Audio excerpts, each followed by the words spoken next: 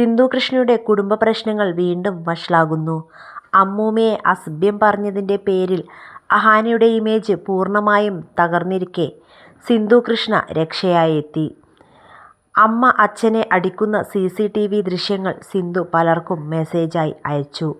സർജറിക്ക് കുറച്ചാഴ്ചകൾക്ക് മുമ്പ് അച്ഛനെ അടിച്ചു. ഇതെപ്പോഴും തുടർന്നുകൊണ്ടിരുന്നു.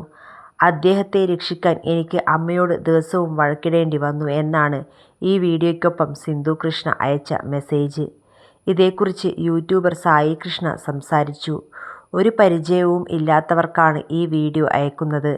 അത്രത്തോളം വെറുപ്പ് സിന്ധു കൃഷ്ണയ്ക്കും അഹാനയ്ക്കും വന്നിട്ടുണ്ട്. ഇവരോട് എന്താണ് വിഷയമെന്ന് ചോദിക്കുന്ന പലർക്കും ഈ CCTV ഫൂട്ടേജുകൾ സിന്ധു കൃഷ്ണ അയക്കുന്നുണ്ട്. ഇത് വളരെ സീരിയസ് ആണ്. ഒരു പരിചയവും ഇല്ലാത്തവർക്ക് ഇങ്ങനെ അയച്ചാൽ ഇത് പുറത്തു വരുമെന്ന് സിന്ധു കൃഷ്ണയ്ക്ക് ഉറപ്പല്ലേ? നിങ്ങൾ വീഡിയോകളിലൊക്കെ പറയുന്നത് നിങ്ങൾക്കിത് പുറത്തു പറയാൻ താല്പര്യമില്ല എന്നാണ്.